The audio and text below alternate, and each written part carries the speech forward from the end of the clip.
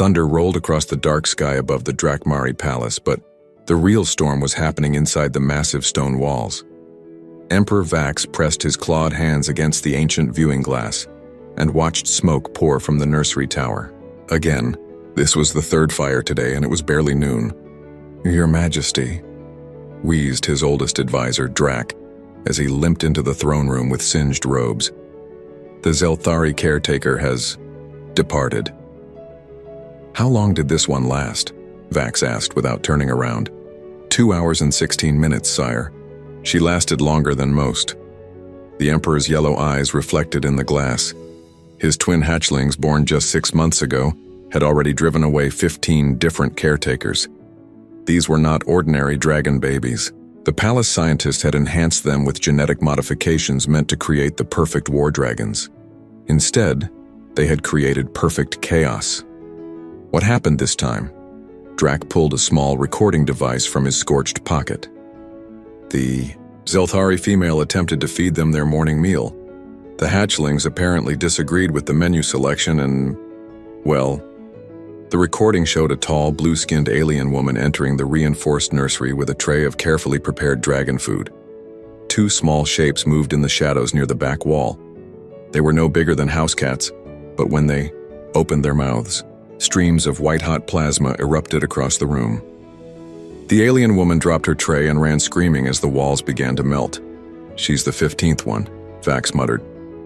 "What species haven't we tried yet?"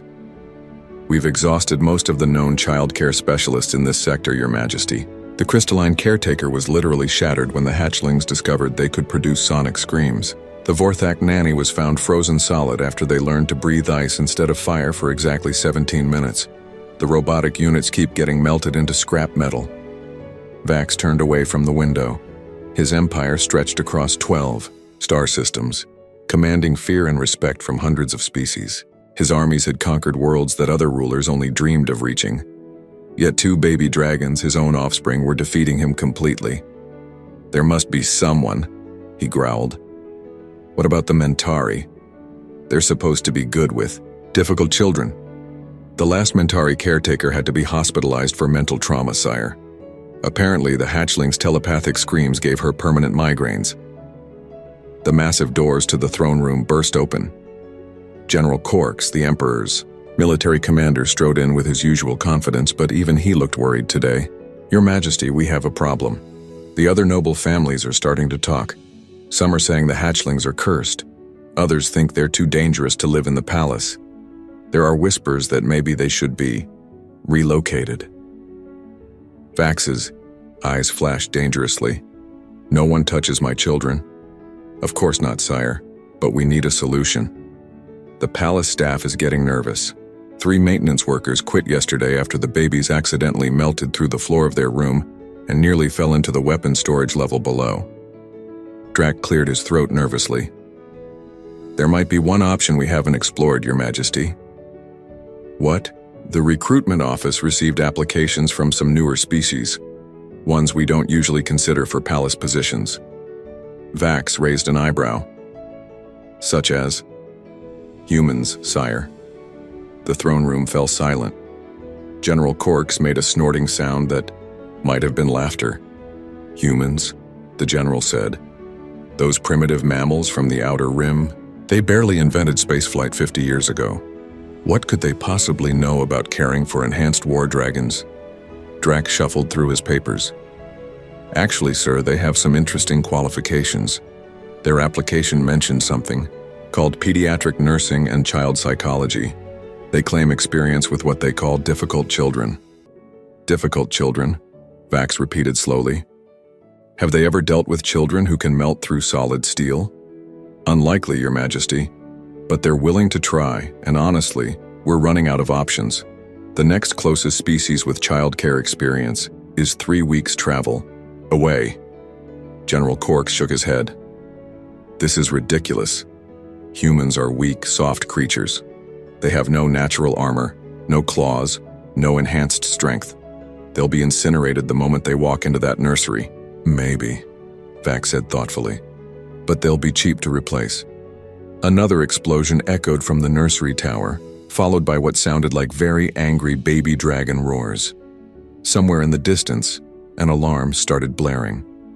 Send for the human, Vax decided. What's the worst that could happen? Drac made a note on his tablet. Her name is Amy Collins, Your Majesty. She should arrive tomorrow morning. Make sure the medical team is standing by, General Corks muttered. And have the cleaning crew ready to scrape up whatever's left. The Emperor walked back to the window. Down in the courtyard, he could see palace workers running around with fire extinguishers and emergency equipment. His children were in that tower, probably terrified and confused by their own abilities. Every caretaker they'd met had tried to control them, contain them, or simply survive them. None had tried to understand them. Maybe it was time for a different approach. Drac, I want continuous monitoring of this human's attempt. Full recording, medical scanners, the works. If she somehow manages to last more than an hour, I want to know exactly what she's doing differently. Yes, Your Majesty. As the sun set, behind the palace walls, another small fire started in the nursery tower. The Emperor watched the smoke rise and wondered if tomorrow would finally bring a solution, or just another failure to add to his growing list. In the deepest part of the palace, two small dragon babies curled up together in the corner of their reinforced room. They didn't understand why every adult who came to see them ran away screaming. They didn't know their fire was too hot, their roars too loud, their claws too sharp. They only knew they were alone, and they were scared. Tomorrow would bring another stranger to their room. But this time it would be different. This time it would be a human. Amy Collins had seen her share of difficult children during her 15 years as a pediatric nurse on the frontier colonies. She'd dealt with kids who bit, kids who screamed, and kids who threw things. But she'd never dealt with kids who could accidentally melt the walls when they got upset. The transport ship had dropped her off at the palace dock that morning, and now she stood outside the most famous nursery in the galaxy. The door was made of some kind of super strong metal with warning signs in 12 different languages. Most of them seemed to say the same thing: danger. Are you absolutely certain about this, miss? Asked Drac, the Emperor's advisor. He kept wringing his hands and glancing nervously at the door. We could arrange for you to observe from the safety of the monitoring room first. I didn't travel 3 star systems to watch through a window, Amy said, checking her medical bag one more time. Besides, children can sense when adults are afraid of them. It usually makes them act worse. General Corks laughed grimly. Lady, these aren't regular children. The last caretaker who went in there lasted 47 minutes. We found her hiding in a supply closet, muttering about fire demons. Amy looked at the general with raised eyebrows. 47 minutes, that's actually not too bad. The last family I worked with had twins who made 3 nannies quit on the same day. These twins can breathe plasma, Drac pointed out weakly. Well, that's new, Amy admitted. But kids, no matter what species they are, they all want the same basic things. The 2 aliens looked at each other like she'd just said something crazy. Maybe she had, but Amy had read everything the palace could tell her about the hatchlings during the trip here. Yes, they were genetically enhanced. Yes, they had incredible destructive abilities. But they were also babies who'd been separated from their father and handled by strangers who were all afraid of them. Open the door, she said. Drac's finger hovered over the control panel. The medical team is standing by. Security is ready to extract you at the first sign of trouble. If you need help, just shout. I'll be fine. The heavy door slid open with a hiss. Amy stepped inside and the door sealed shut behind her with a sound like a tomb closing. The nursery was enormous, with walls that looked like they'd been patched and repatched many times. Scorch marks covered every surface. In the far corner, 2 small shapes huddled in the shadows. They were about the size of large house cats, with dark scales that seemed to absorb light. Their eyes glowed like tiny yellow stars in the dim room. For a moment, nobody moved. Amy could hear her own heartbeat and the soft whir of air recycling systems. Then both hatchlings opened their mouths. The plasma streams came at her from 2 directions at once. Amy dove to the right, feeling the heat singe her hair as white-hot fire passed inches from her head. The wall where she'd been standing began to glow red. Okay, she said out loud, staying crouched behind an overturned table. That's definitely new. The hatchlings moved closer, their little claws clicking on the metal floor. One of them, slightly smaller than the other, made a sound like a tiny engine revving up. Amy recognized the warning sign just in time to roll away before another burst of plasma melted the table she'd been hiding behind. But as she watched them, something clicked in her mind. Their attacks weren't random. The bigger one always fired first, then the smaller one aimed where she would dodge to. They were working together, which meant they were thinking, planning. That was actually a very good sign for children their age. You two are pretty smart, she said, still dodging. But you're scared, aren't you? The smaller hatchling paused, tilting its head at the sound of her voice. Amy took the opportunity to study them more carefully. Despite their fearsome reputation, they looked like what they were: babies. Their scales were still soft, their movements unsteady. When the bigger one breathed fire, she noticed he stumbled, backward from the force. "It's okay," she said gently, staying low but not hiding anymore. "I know you don't mean to hurt anyone. You're just scared and confused." The bigger hatchling charged at her, but something was wrong with his coordination. He tripped over his own feet and went sliding across the smooth floor, squeaking in surprise. Without thinking, Amy moved toward him. "Easy there, big guy," she said, kneeling down. The little dragon scrambled away from her, but not before she saw something that made her heart ache. His scales were singed around his mouth and chest. He'd been burning himself with his own fire. "Oh, sweetie," she whispered. "You hurt yourself, didn't you?" The smaller hatchling ran to his brother's side, making worried, chirping noises. They pressed against each other, and Amy realized they were probably more scared than she was.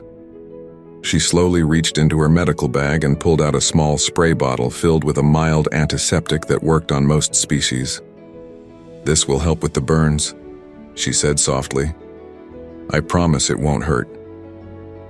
Both hatchlings tensed when she moved closer, but they didn't attack.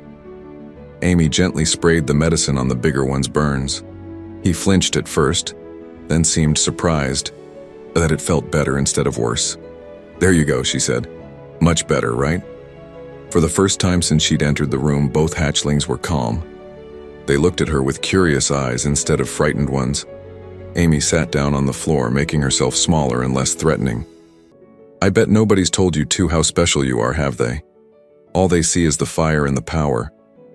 But I can see you're both very smart and very brave." The smaller hatchling took a tentative step toward her. Amy held out her hand, palm up, the way she would with any nervous child. "My name is Amy," she said. "I'm here to take care of you. Would you like that?" Outside the nursery, General Corks was staring at the security monitors in disbelief. "She's just sitting there, talking to them, and they're listening." Emperor Vax had arrived to watch the humans' inevitable failure, but instead he found himself leaning forward, fascinated. His children weren't attacking, they weren't destroying anything. They were sitting quietly, listening to this strange, soft creature who had no claws, no armor, and no fear. "How long has she been in there?" he asked. Drac checked his timer. 53 minutes, Your Majesty." She just broke the record. Inside the nursery, Amy was having her first real conversation with the hatchlings.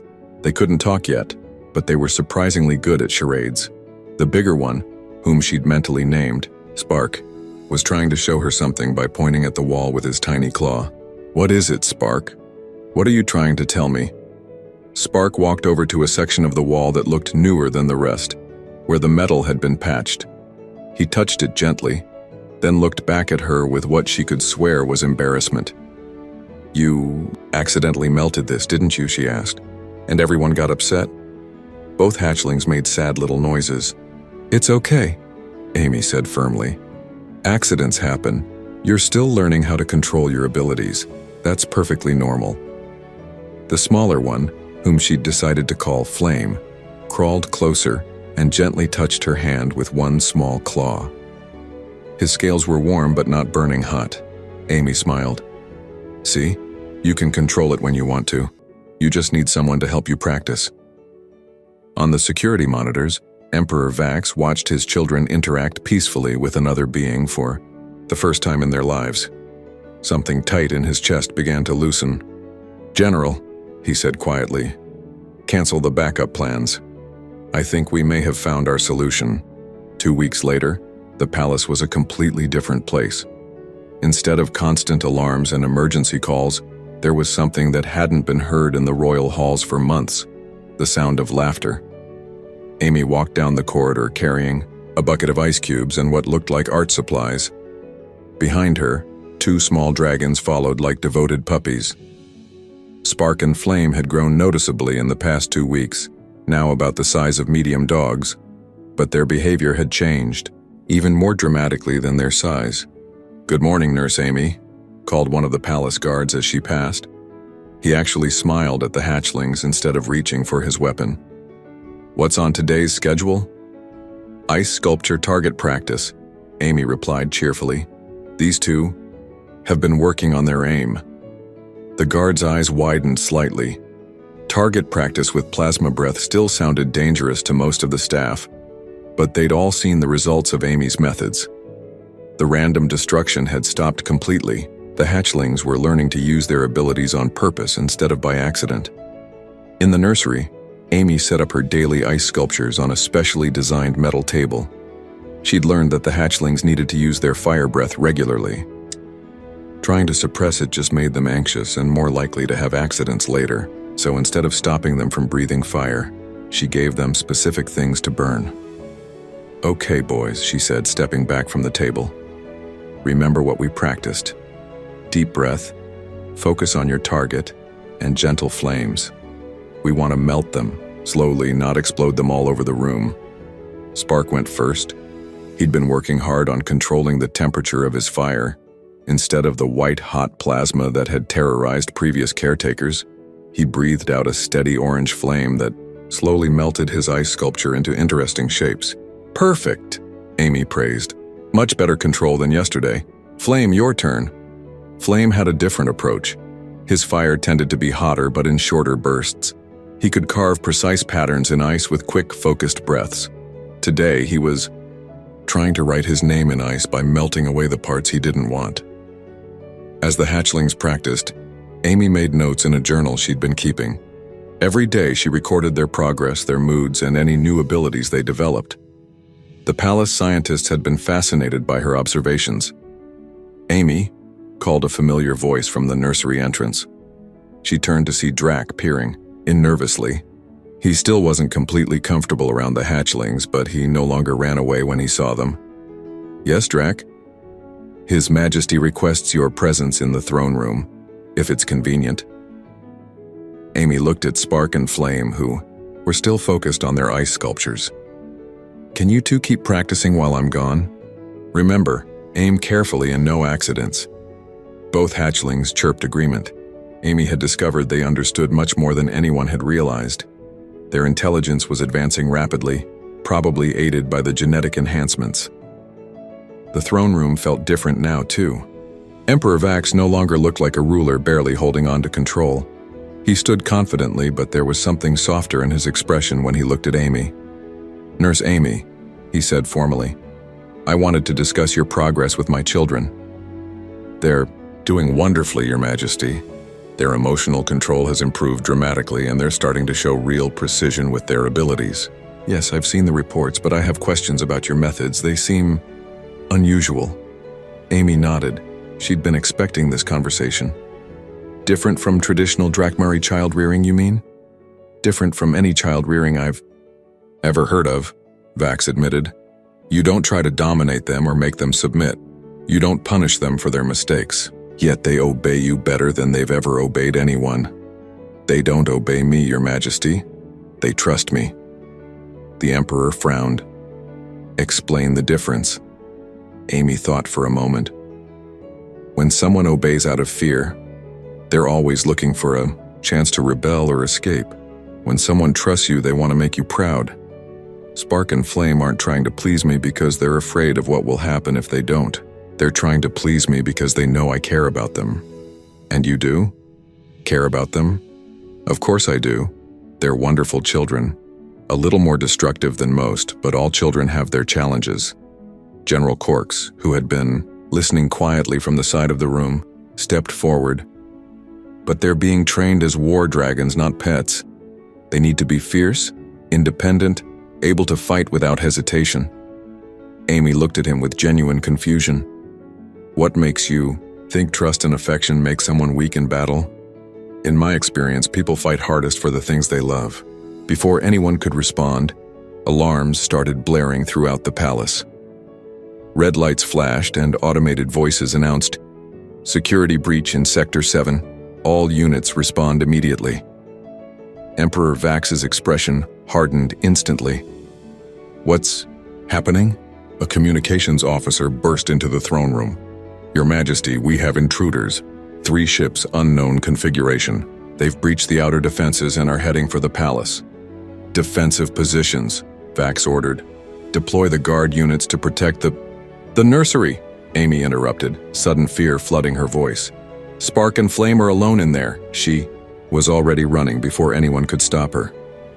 Behind her, she heard the Emperor shouting orders and heavy footsteps following, but all she could think about was getting back to the hatchlings. The corridor leading to the nursery tower was chaos. Palace guards were running in every direction.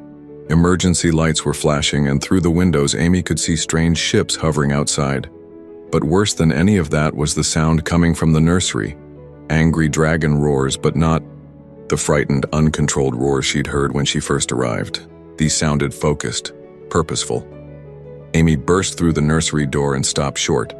Spark and Flame were pressed against the far wall, their scales bright with anger and fear. But they weren't alone.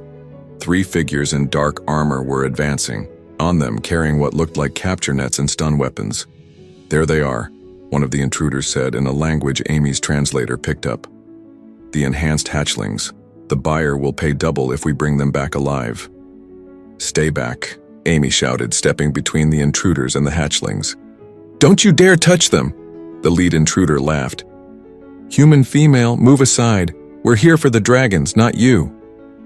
"Over my dead body, if you insist." The intruder raised his weapon. But before he could fire, something amazing happened. Spark and Flame moved together with perfect coordination, like they'd been planning this their whole lives. Flame breathed a precise stream of fire that melted the weapon in the intruder's hands without burning the intruder himself.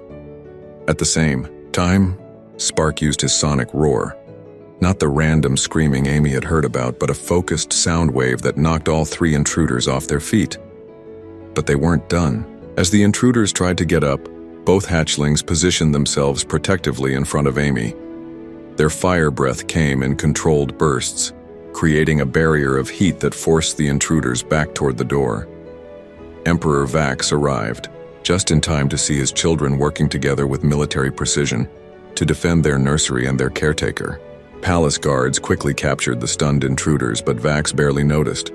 He was staring at Spark and Flame, who were now gently nuzzling against Amy to make sure she was unharmed. "How?" he whispered.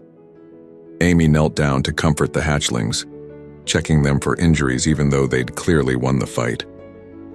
"I told you," she said softly. "People fight hardest for the things they love. And these 2 love their home now. They were protecting it." General Corks was examining the melted remains of the intruder's weapon. "This level of precision, this coordination. Our adult war dragons aren't this good." "Because your adult dragons were trained through fear and dominance," Amy said, still holding Spark and Flame. "These 2 were raised with trust and affection. They're not just following orders. They're thinking, adapting, making their own decisions about how to protect what matters to them." Emperor Vax looked at his children, who had just demonstrated abilities beyond anything his military had thought possible, and realized that the small human kneeling on his nursery floor had accomplished something unprecedented. She hadn't just tamed the untamable hatchlings. She had turned them into something better than weapons. She had helped them become heroes. 3 months after the failed kidnapping attempt, news of the Emperor's remarkable baby dragons had spread across the galaxy. What nobody expected was that Emperor Vax himself would be found crawling around on the nursery floor, pretending to be a maintenance worker so he could observe Amy's methods without interfering. The disguise wasn't very convincing. Few maintenance workers wore cloaks made of royal silk or had bodyguards stationed outside the door. But Amy pretended not to notice as the Emperor watched her morning routine with Spark and Flame, who were now the size of large ponies and developing distinct personalities. "All right, boys," Amy said, setting up their breakfast. "Remember what? We practiced about table manners. Flame, that means no melting your food bowl just because you're excited."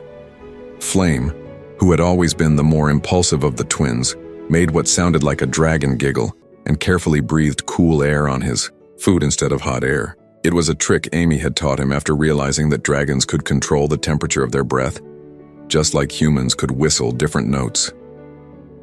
Emperor Vax watched in fascination as his children ate politely, taking turns and even sharing their favorite pieces with each other. When he had been their age, mealtimes were competitive battles where the strongest ate first and most. But Spark and Flame seemed to genuinely enjoy each other's company. "Your Majesty," Amy said without looking up from preparing their vitamins, "you can drop the maintenance worker disguise. Spark figured out who you were on the first day." Vax straightened up, his cover blown. "How did you know?" "You smell like the expensive soap they use in the royal quarters. Also, real maintenance workers don't flinch every time the babies breathe fire." Spark padded over to his father and made a happy rumbling sound. In the past few months, he'd grown more confident and outgoing. He gently butted his head against Vax's leg in the dragon equivalent of a hug. For a moment, the Emperor of 12 star systems didn't know what to do. Physical affection wasn't common in Drakmari culture, especially not between fathers and sons. But something about the trusting way Spark looked up at him made his decision easy. He knelt down and awkwardly patted the young dragon's head. "He's grown so much," Vax said quietly. "In more ways than just size," Amy agreed. "Both of them have. They're developing empathy, problem-solving skills, and emotional intelligence way ahead of schedule.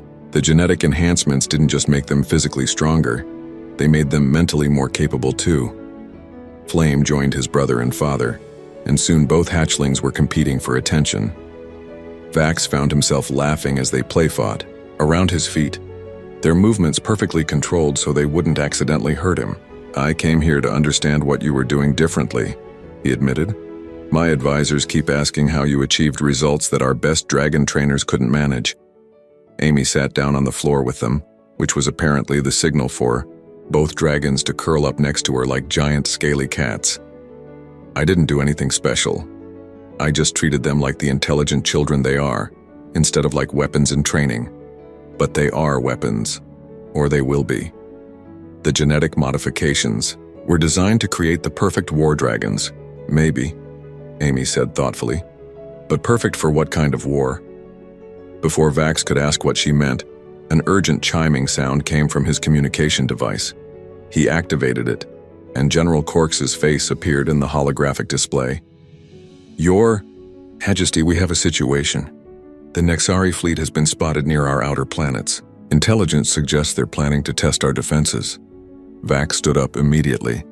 The Nexari were old enemies, a warlike species that had been probing the Empire's borders for years. "How many ships?" 12 battlecruisers and support vessels. "They're demanding tribute payments or they'll attack the mining colonies." Amy watched the Emperor's expression grow cold and dangerous. This was the side of him that had conquered star systems and built an empire through strength and fear. "Prepare the fleet," Vax ordered. "I'll be there in 30 minutes. "Actually, sir, there's something else." The Nexari commander specifically mentioned the enhanced hatchlings in his demands. Word has gotten out about their abilities. He wants them as part of the tribute. Spark and Flame both made angry hissing sounds. Even at their young age, they understood enough to know someone was threatening their family. "Never," Vax said flatly and cut the communication. Amy was studying both hatchlings carefully. "They want to help," she said. "What?" "Look at them. They know there's danger and they want to protect their home. Just like during the kidnapping attempt." Indeed, both dragons were alert and focused, their scales starting to glow with suppressed energy. They weren't afraid. They were ready to fight. "Absolutely not," Vax said firmly. They're still children. I won't risk them in battle." "What if they didn't have to be in the battle directly?" Amy asked thoughtfully. "What if they could help from here?" An hour later, the strangest military briefing in galactic history was taking place in the palace nursery. Admiral Rex, General Corks, and the Empire's top strategic commanders were all sitting on the floor, while Amy explained her idea. "The Nexari expect traditional battle tactics," she said, using blocks and toys to demonstrate. "They know how our adult war dragons fight: direct assault, overwhelming force, individual combat. But Spark and Flame fight differently." She moved the toys around to show coordination and strategy. They work together, they think ahead, and they can adapt their abilities in real time. Plus, they have something our adult dragons don't have. "Which is?" asked Admiral Rex skeptically. "They understand the value of precision over power. Watch this." Amy turned to the hatchlings. "Boys, show them the communication technique we've been working on." Both dragons took deep breaths and released carefully modulated sonic roars. But instead of the random noise everyone expected, the sounds were clearly patterned. Rhythmic pulses that carried across the entire palace. "They can coordinate other dragons from a distance," Amy explained. "Not through fear or dominance, but through actual communication. They could direct your entire dragon fleet like conductors leading an orchestra." General Corks was staring. That's not possible. Adult war dragons are too independent, too aggressive to follow complex commands. In battle, adult dragons who were raised the old way, yes, Amy agreed. But what if you had pilots who could communicate with them the way Spark and Flame do? What if your fleet could work together instead of just attacking in the same general direction? The military commanders looked at each other. The idea was revolutionary and completely against everything they'd been taught about dragon warfare. Emperor Vax was quiet for a long moment, watching his children demonstrate their abilities. Finally, he spoke. "The Nexari will expect us to meet them with brute force. They've studied our tactics for years." He looked at Amy. "But they've never seen anything like this, have they?" Amy smiled. "No, Your Majesty, they haven't." The next day, when the Nexari fleet arrived expecting an easy conquest, they found something completely unexpected. Instead of the chaotic individual attacks they'd prepared for, they faced a coordinated dragon fleet that moved like a single organism. From the palace, Spark and Flame directed the battle through complex sonic signals that somehow reached across the vast distance of space. The adult dragons, instead of fighting each other for dominance, worked together in perfect harmony. The battle was over in less than an hour. The Nexari, facing tactics they couldn't understand or counter, retreated in confusion and defeat. Emperor Vax found Amy in the nursery afterward, where both hatchlings were napping peacefully after their first military victory. "They saved the Empire today," he said quietly. "They saved their family," Amy corrected. "That's what children do when they're raised with love instead of fear. They protect the people who matter to them." Vax looked at his sleeping children and realized that Amy hadn't just solved his childcare problem. She had revolutionized everything he thought he knew about strength, power, and leadership. The galaxy was about to learn that the most dangerous weapon wasn't the one that destroyed everything in its path. It was the one that brought out the best in everyone around it. 1 year after Amy Collins first walked into the palace nursery, she stood in the same room watching a scene that would have been impossible to imagine back then. Spark and Flame, now the size of adult horses but still growing, were carefully helping 3 much smaller dragon hatchlings learn to control their fire breath. The smaller dragons belonged to allied noble families who had begged Emperor Vax to let Amy train their children too. Word of the miraculous transformation had spread throughout the Empire, and every noble house wanted their future war dragons raised the human way. Gentle flames, little ones, Amy coached as the babies practiced melted small ice cubes. "Remember, you control the fire, not the other way around." One of the baby dragons, a nervous little female named Pip, accidentally breathed too hard and melted not just her ice cube but part of the metal table underneath. She immediately curled up in shame, expecting punishment. But Spark was there in an instant, nuzzling the frightened hatchling and making soft, encouraging sounds. He demonstrated the proper breathing technique, showing Pip exactly how to control the intensity of her flames. Amy smiled as she watched. Spark and Flame had become natural teachers, patient and encouraging with the younger dragons in ways that amazed everyone who saw it. "Nurse Amy," called a familiar voice. She turned to see Emperor Vax entering the nursery, but he wasn't alone. Behind him walked a delegation of beings she'd never seen before. Tall, graceful aliens with silver skin and large, intelligent eyes. "Your Majesty," Amy said, noting the formal tone in his voice. "Are we having visitors today?" "Amy, I'd like you to meet Ambassador Lyra and her delegation from the Celestial Federation. They've come a very long way to meet you." Ambassador Lyra stepped forward with fluid grace. "Nurse Collins, your reputation has spread far beyond this empire.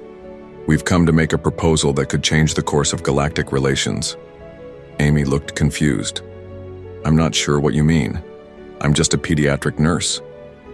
"You are the human who accomplished what every military strategist in the galaxy said was impossible," Lyra replied. "You turned the most feared emperor's children from weapons of destruction into instruments of peace and cooperation. The battle with the Nexari was studied by every military academy in known space. That was really more Spark and Flame's doing than mine," Amy said modestly. As if hearing their names, both dragons looked up from helping the smaller ones and padded over to Amy. They were magnificent now, their scales gleaming with health, and their movements showing the perfect control they'd developed. But they still acted like the babies who had been so frightened and alone when she'd first met them. Ambassador Lyra watched in fascination as the two powerful war dragons gently competed for Amy's attention, each trying to show off their latest accomplishments. "Remarkable," she breathed. "In our culture, we have legends of beings who could speak to the hearts of the fiercest creatures. We thought they were just stories." Emperor Vax gestured for everyone to sit down, which in this nursery meant finding places on the soft floor, mats Amy had installed. "The Federation has a proposal, Amy. They want to establish a formal cultural exchange program." "What kind of program?" Amy asked, settling down with Spark's massive head in her lap. Lyra pulled out a complex holographic document. Earth would share its child-rearing expertise with interested species across the galaxy. In return, participating worlds would provide advanced technology, medical knowledge, and mutual defense agreements.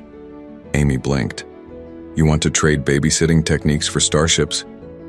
"We want to trade the secret of creating loyalty through love instead of fear," Lyra corrected. "Do you have any idea how many species struggle with raising their young?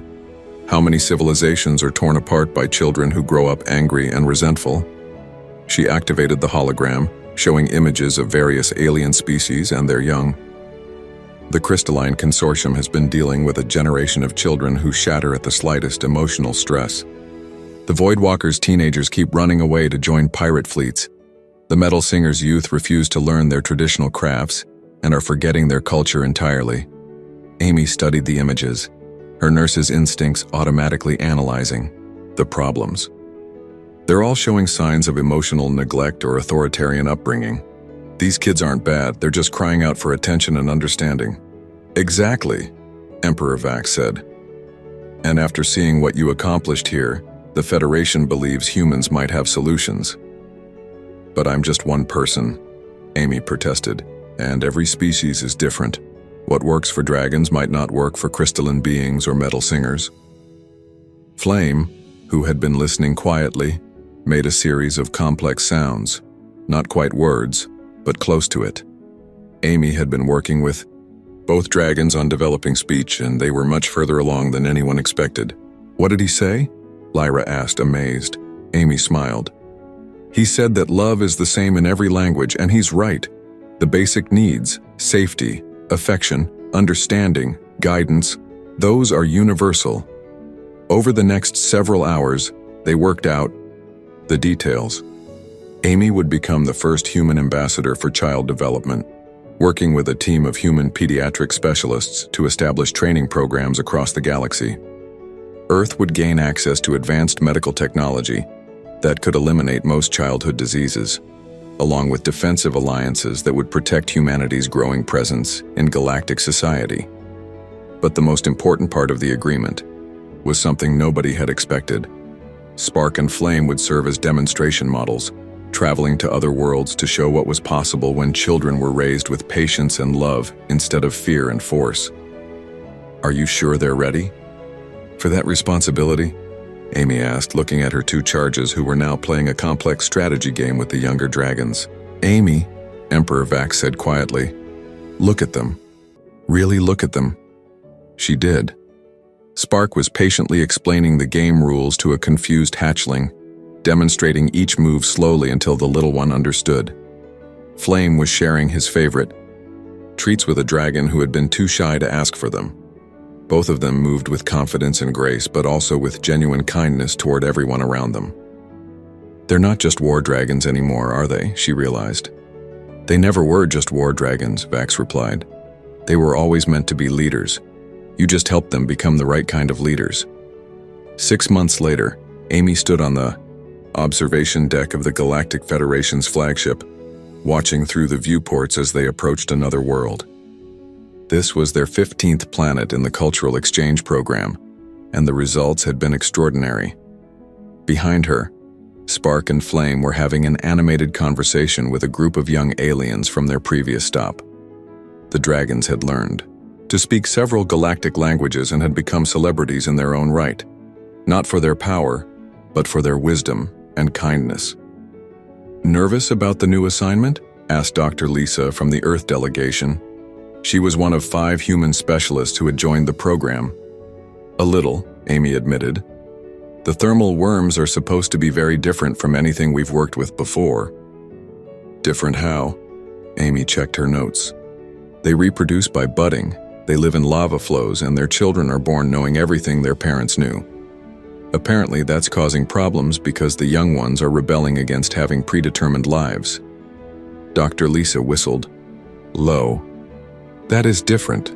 How do you show independence to kids who are born with their parents' memories? I'm not sure yet, Amy said. But I have a feeling Spark and Flame will figure it out. They always do. As if summoned by her words, both dragons appeared at her sides. They were fully grown now, magnificent creatures who could have conquered worlds if they wanted to. Instead, they spent their time helping scared children learn to believe in themselves. Ready for another adventure? Amy asked them. Spark rumbled happily and nuzzled her shoulder. Flame made a sound that clearly meant always in the dragon language they'd developed together. Through the viewport, Amy could see the volcanic world growing larger as they approached. Somewhere down there were children who needed help, families, torn apart by misunderstanding and problems that seemed impossible to solve. But Amy had learned something important over the past year and a half. There was no such thing as an impossible child, only children who hadn't found the right adult to understand them yet. And she had the best helpers in the galaxy. As their ship entered the planet's atmosphere, beginning another chapter in the growing alliance between species, Amy Collins smiled and got ready to prove once again that sometimes the most powerful force in the universe wasn't a weapon or a technology. Sometimes it was just someone who cared enough to listen. The galaxy was learning, one child at a time, that love really could conquer all.